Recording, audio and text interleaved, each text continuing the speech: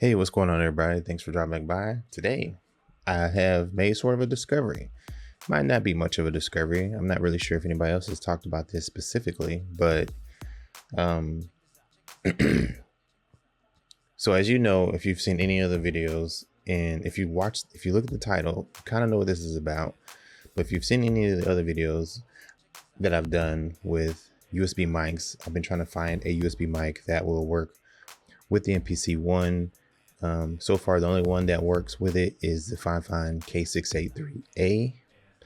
That's the only one that I know of anyways. If anybody knows any other one and wants to send me out a mic to test out with it, that would be great. But so far, I haven't found anyone other than that one. But the only thing about the Fifine mic is that it doesn't have a volume control for the output. So in essence, it's not the best option, but it's the only option currently, which is still good, being that the 2.10 update in the MPC-1 is new.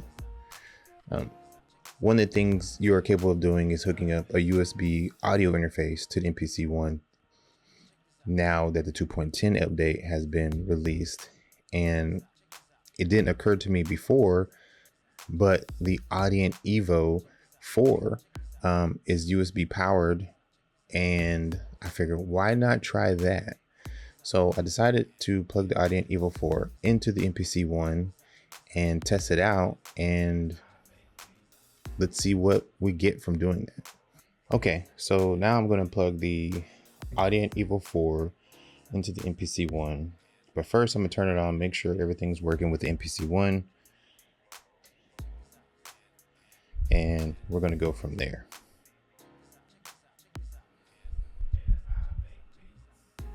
Okay, right now I don't have the Audient EVO 4 plugged in, so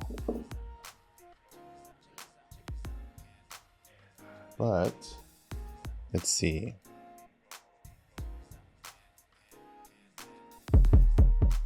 Okay, it looks like the audio is working.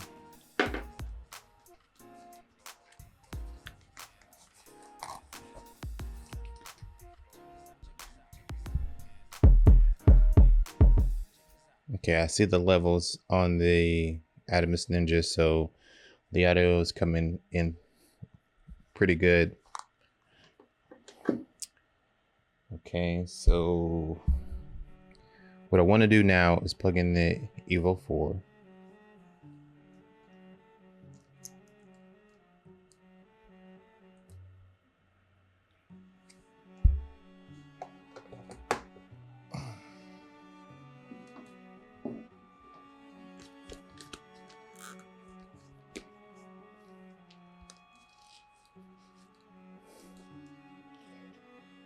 So I'm just getting all set up here.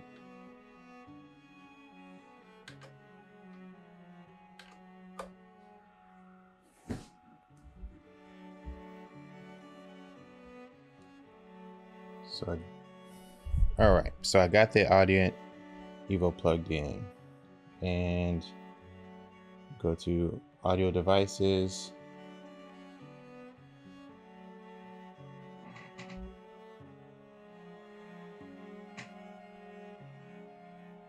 So I've selected the EVO 4.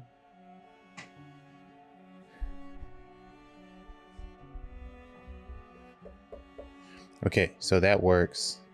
The downside though is now this port doesn't work, nor does this port. I can't use these two ports. At least from how I have it set up right now, these two ports aren't going to work for me. So what I could do, I could take this out and plug it in to the left and right channels on the EVO 4, and everything should work, but I won't be able to use the headphone from here, so I have to use the headphone connection on the Atomos Ninja. So hold on, I'm gonna unplug these.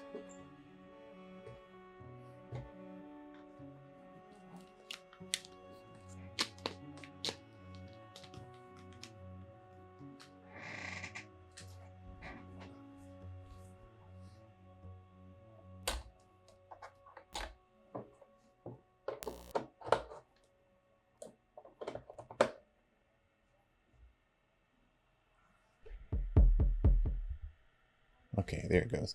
So I do have the audio levels showing up in the Atomos Ninja.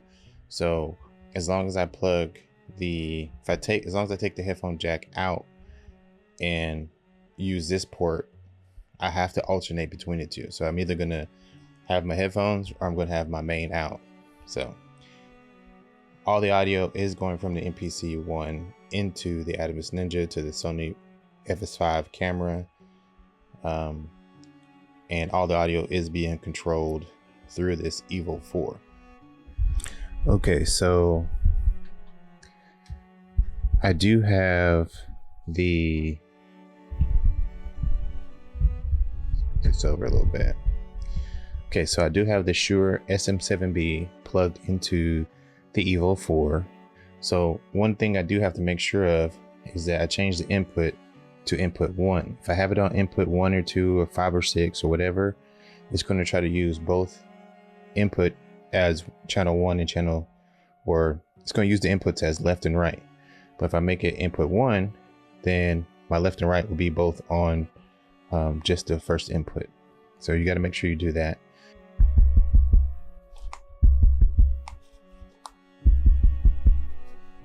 Okay, just making sure it was working correctly. Turn up the volume a little bit more. The Shure SM7B does kind of need a bit of gain, so I do have to kind of turn it up quite a bit so that my voice will come through.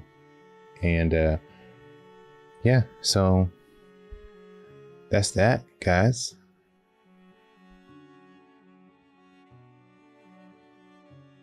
I have the EVO 4 plugged in through the USB port. I have it set to input 1.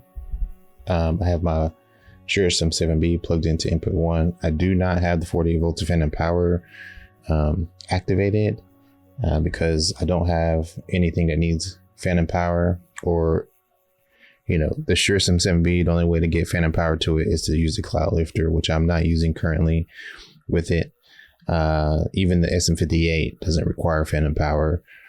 So I'll do another video talking about using a mic with 48 volts of phantom power if you guys are interested, and we'll go from there, and I'll give my thoughts on that because I'm not 100% sure that the MPC-1 can use the 48 volts of phantom power off of this device, because this is powered from the MPC-1. So if it has been powered from a totally different device, I don't know if the MPC-1 supplies 5 volts or 500 milliamps of power, so I don't want to risk it right now. But the cool thing is that you can hear me, you can hear the MPC-1 pads. It all works. It works. It just works. And since I have the headphone jack on the Atomos Ninja, I'm able to hear all the audio that's going into it, and just to monitor and know that everything's working.